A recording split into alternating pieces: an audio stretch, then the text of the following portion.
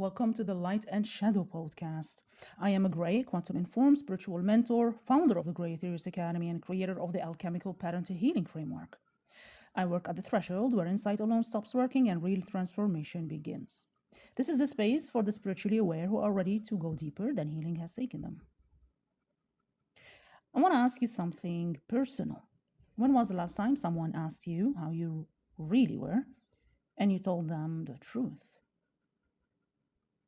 Not the edited version, not the I'm fine, just busy version, not the version that keeps things comfortable and moves the conversation alone. The actual truth, the one that lives underneath the competence and the composure and the carefully constructed image of someone who has it together.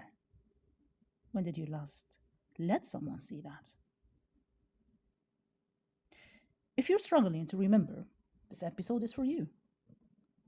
We live in a culture that has confused strength with armor, that has told us that needing people is weakness, that showing fear is dangerous, that the safest version of love is the one where you never fully arrive, where you stay just close enough to feel connected, but just guarded enough to survive if it falls apart.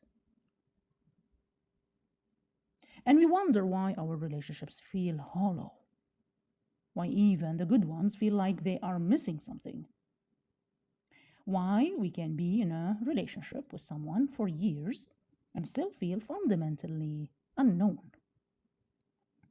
The missing ingredient is not compatibility. It is not communication skills. It is not even love. It is vulnerability. Today we're going into why vulnerability is not weakness. It is the most precise technology for creating authentic love that exists. We're going into what fear does to good connections, how it operates, how it disguises itself, and how it destroys from the inside what it was trying to protect from the outside. And we're going into what it actually takes to open, not recklessly, not performatively, but genuinely. Because the love you want, the kind that actually holds you, actually knows you, actually stays, cannot exist without this. Let's start by dismantling what most people think vulnerability is, because the misunderstanding is precisely what keeps people from accessing it.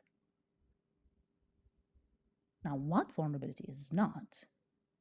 Vulnerability is not oversharing. It is not dumping your trauma on someone in the first 3 conversations. It is not emotional incontinence, expressing every feeling without regard for context, timing, or the other person's capacity to receive it. Vulnerability is not weakness. It is not falling apart. It is not needing to be rescued. It is not being without boundaries or without discernment about who receives access to your interior world. And vulnerability is not a performance. One of the most sophisticated defenses against real vulnerability is performed vulnerability, sharing things that sound intimate but are carefully curated to create connection without actually risking anything. The story about your difficult childhood that you have told so many times no longer costs you anything. The admission of a flaw that you have already repackaged as a strength. The emotional disclosure that's designed to make someone like you rather than actually know you. Performed vulnerability is armor wearing the costume of openness. So what vulnerability actually is? Vulnerability is the willingness to be seen in a state of uncertainty, to say something true about your interior world, a fear, a need, a longing, a wound, without knowing how it will be received. It is the moment between saying the true thing and knowing whether it was safe to say it. That gap, that exposure, that is vulnerability. Dr. Brené Brown's research defines it as uncertainty as risk and emotional exposure. But I want to go deeper than the academic definition. Vulnerability is the act of removing the gap between who you actually are and who you are presenting yourself to be, in the presence of someone whose opinion of you matters. That's what makes it terrifying, and that's what makes it the only real pathway to intimacy. Because you cannot be loved for who you actually are if who you actually are is never in the room.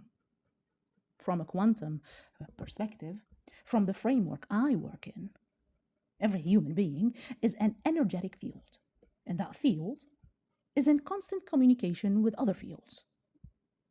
At the quantum level, inauthenticity is not just an emotional experience, it is an energetic misalignment.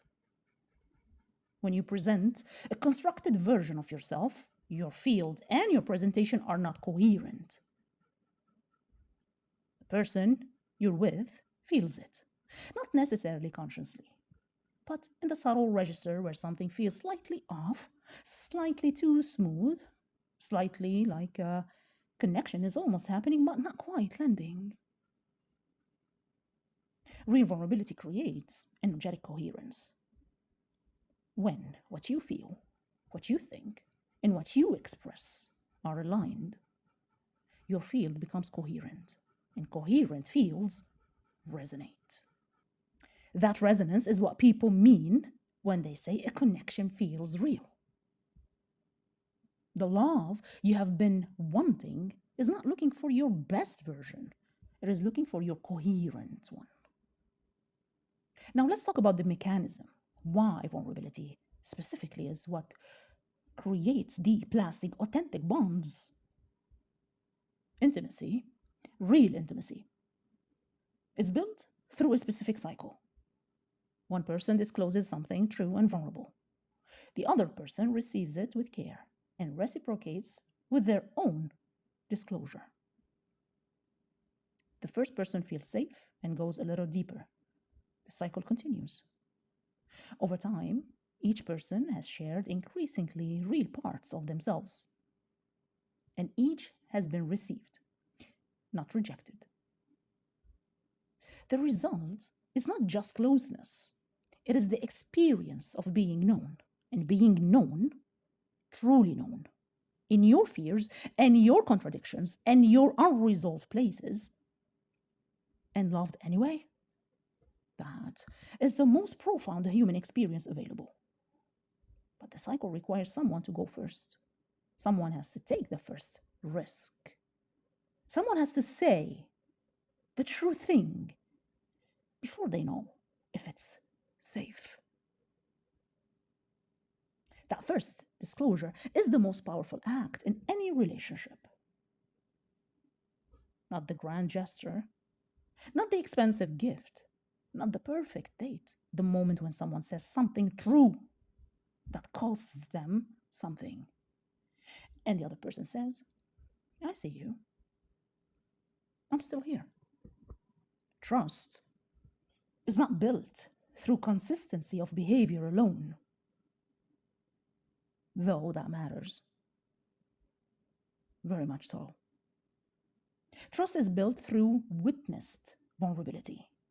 When you see someone in a moment of genuine fear, genuine need, genuine uncertainty, and you say something deeper, then behavioral trust is created. Soul trust, the knowing that this person has seen you at your most exposed and chose to remain. That is the foundation that makes love feel safe enough to be real. Surface connections can be maintained without vulnerability. Acquaintances, colleagues, even some friendships that have lasted years. You can sustain them on shared activities, humor, and a mutual agreement not to go too deep.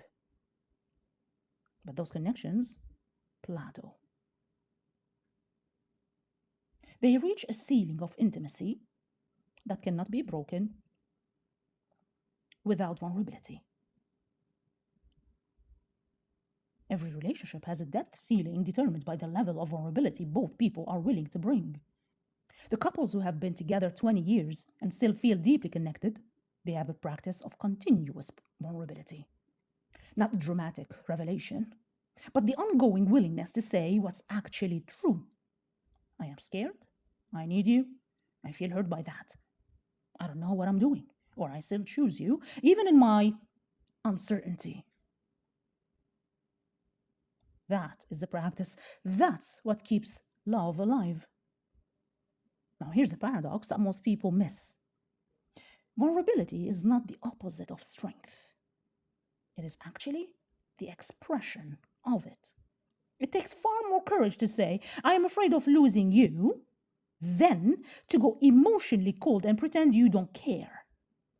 It takes far more strength to say, I need reassurance right now, than to isolate and convince yourself you're fine. It takes far more power to stay open after you have been hurt than to build walls that guarantee you will never be hurt again. The willingness to be vulnerable is the willingness to be fully alive in relationship. And that is not weakness. That is the bravest thing a human being can do. Now let's go to the part that most people don't want to look at. Because understanding vulnerability intellectually is not the problem. Most people who struggle with intimacy understand it. They know vulnerability is important. They have read the books. They have been to therapy. Oh, they know. And they still can't do it. Because fear is running a covert operation in their nervous system, and it's disguised as something that looks nothing like fear. Fear doesn't always announce itself as fear. It is sophisticated. It has been protecting you since childhood. It knows exactly how to look like a reasonable choice, a healthy boundary, or a mature decision, a personality trait. So here are the faces fear wears in relationships and how to recognize them. First one is fear disguised as independence. I'm just a very independent person. I don't need a lot of closeness. I value my space. Sometimes this is true. Often, especially for people who experienced early abandonment, enmeshment, or emotional unavailability in caregivers, this is fear wearing the mask of preference. So, to tell, independence that feels peaceful is genuine. Independence that is activated specifically when someone gets close, that spikes in direct proportion to how much you care about someone, is fear. It is the attachment system in retreat mode, creating distance before the loss that feels inevitable. Second one, fear disguised as high standards. I just haven't found the right person, and my standards are high. I know what I want. Standards are real, and they are healthy. But fear of intimacy produces a very specific kind of standards, ones that are impossible to meet, that conveniently disqualify people right around the point where real vulnerability would be required. Now, the tell, if you consistently find reasons to exit relationships right as they deepen, if the flaws that end things appear precisely when things are getting real, that is not discernment. That's escape. Another fear disguised as self-sufficiency. I don't want to be a burden. I handle my own stuff. I don't like needing people. This one runs especially deep in high-functioning people, the ones who are extraordinarily competent in the world and extraordinarily defended in intimate relationships. They have learned, often early, that needing people leads to disappointment. So they became someone who doesn't need anyone. But needing is not weakness. Needing is a human, and a relationship where one person never needs anything is not intimacy. it is cohabitation with a wall. The tell is if the idea of asking for help feels more uncomfortable than carrying a burden alone, if receiving care feels more threatening than giving it, self-sufficiency has become armor. Another fear disguised as emotional unavailability. I'm just not an emotional person. I don't process things that way. That's just how I am wired. Emotional unavailability is almost never a personality type. It is a learned adaptation to an environment, usually early, where emotional expression was unsafe, unwelcome, or met with rejection or ridicule. You learn to turn off the signal before no one was receiving it. That doesn't mean the signal isn't still there. Now, the tell is if emotional expression feels physically uncomfortable, if you notice yourself shutting down, going blank, or deflecting precisely when a conversation reaches emotional depth, this is a conditioned response, not a fixed trait.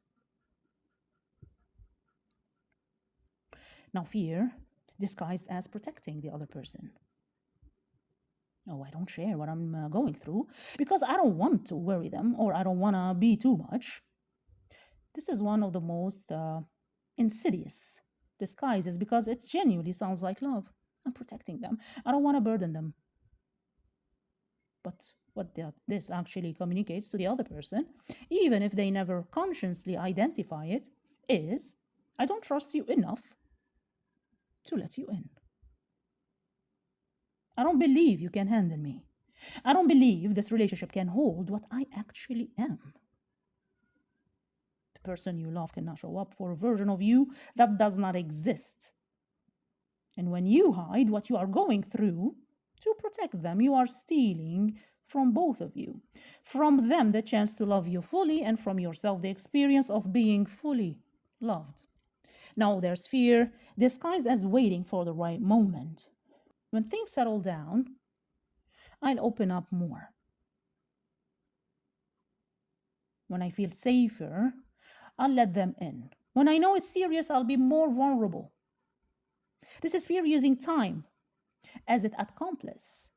The right moment never comes because the right moment is constructed by presence and choice, not by circumstances.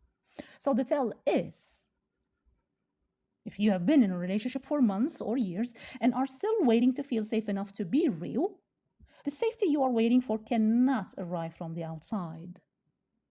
It has to be chosen from the inside.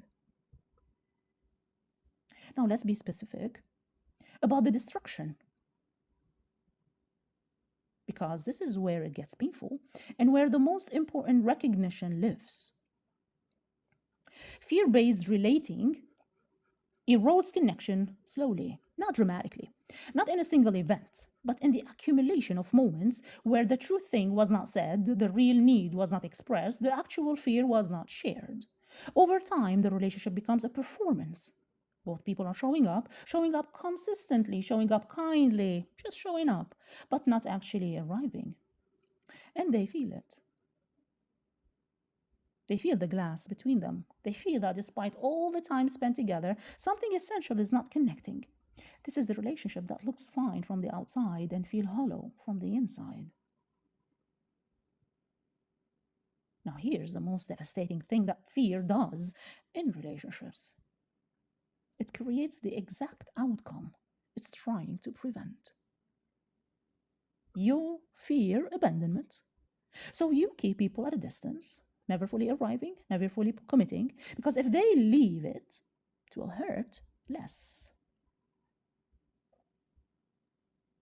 And the distance you create, the guardedness, the unavailability makes the person feel unwanted, unseen, and eventually they leave. Fear of abandonment creates abandonment.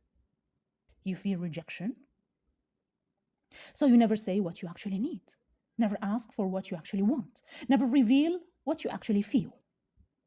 And the person you're with, who genuinely cares about you, cannot give you what you need because they don't know what it is. The relationship fails to meet you, and you conclude, see, people don't actually show up for me.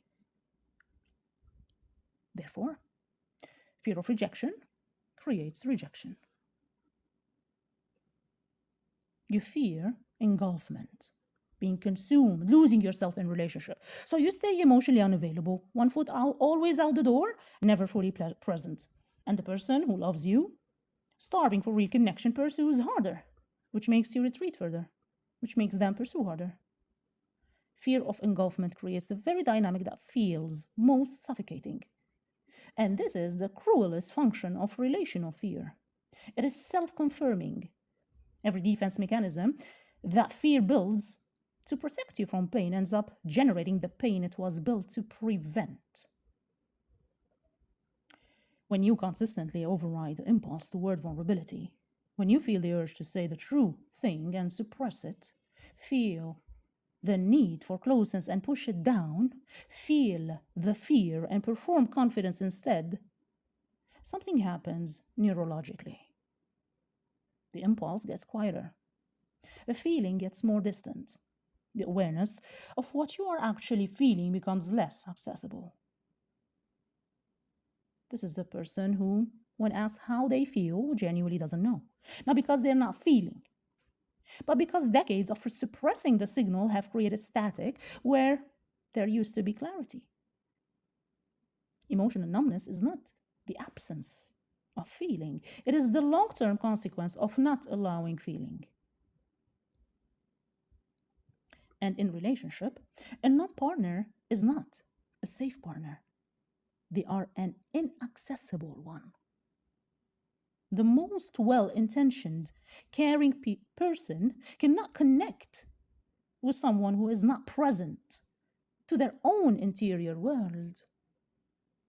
When fear runs the relational field, here is what gets sacrificed: the experience of being truly known, of having someone see the parts of you that you're afraid to show and love you anyway, the depth that only comes through navigated difficulty, through conflict resolved with vulnerability, through fear admitted and stayed with together. The felt sense of security that is only available when you have been seen in your vulnerability and not abandoned. You cannot feel truly safe in a relationship you have never risked, and ultimately, yourself. Because a person who never shows up vulnerability in relationship eventually loses contact with the self they were protecting. The armor becomes the identity, and they forget, sometimes entirely, who was underneath.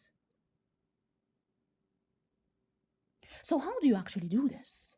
Not as a concept, as a lived practice. Step 1, locate the fear before it disguises itself. The fear practice is developing enough self-awareness to catch fear before it puts on its costume. So when you notice yourself going cold in a conversation that's getting real, that is fear. When you feel the impulse to deflect with a humor at a moment of emotional depth, that's fear. When you feel the urge to exit a relationship that's becoming genuinely intimate, guess what? That's fear. When you're about to say the edited version instead of the true version, that's fear. Name it internally before it drives the behavior. I'm afraid right now. That naming, even just to yourself, interrupts the automatic pilot of the defense mechanism. Step 2, distinguish safe from unsafe vulnerability. Vulnerability is not indiscriminate.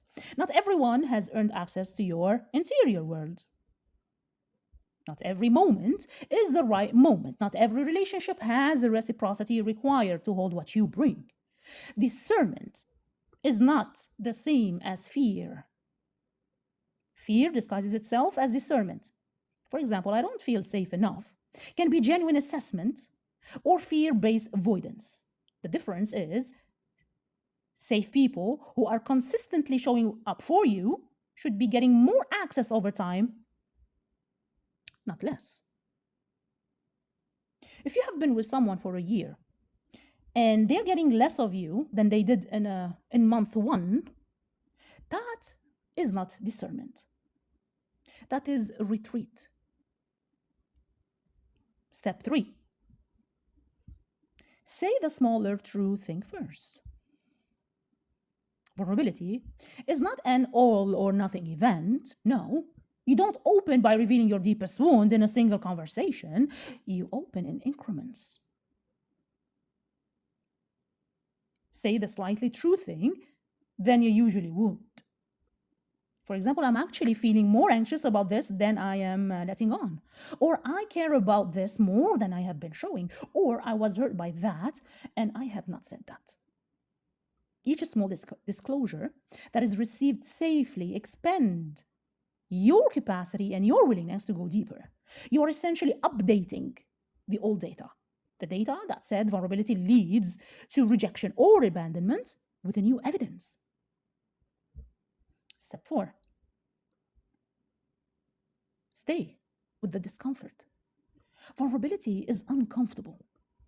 The moment after you say the true thing, before you know how it will be received, is physiologically activating. Heart rate increases, nervous system alerts, and the body registers risk. The practice is not to eliminate that discomfort. It is to stay present with it instead of retreating. The urge to take it back, to soften it with a joke, to immediately qualify and minimize. Sorry, that was probably too much, you might say. Resist that urge. Let the disclosure stand. Let the other person respond. What you're building is a nervous system that can tolerate the vulnerability window, the gap between disclosure and reception, without collapsing or retreating. Step 5. Receive vulnerability as well as offer it. This is the underrated half of the equation. Many people who struggle with offering vulnerability also struggle with receiving it. When someone comes to them with their fear, their need, their wound, they intellectualize it, fix it, or deflect from the emotional weight of it. Learning to receive someone else's vulnerability, to stay present with it, to not rush to fix or advise or lighten it, is as important as learning to offer your own. Intimacy is a two-way circuit. Both directions have to be open for the current to flow. The love you want, the kind that actually knows you, actually holds you, actually stares through the versions of you that are not polished, cannot find you behind your armor. It can find your performance. It can find your competence. It can find a version of you that has it together. And it can love that version, but it can never fully reach you because you were never fully there. Vulnerability is not the risk you take that might destroy love.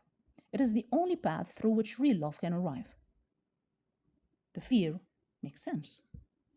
Of course it makes sense. You opened before, and it wasn't safe.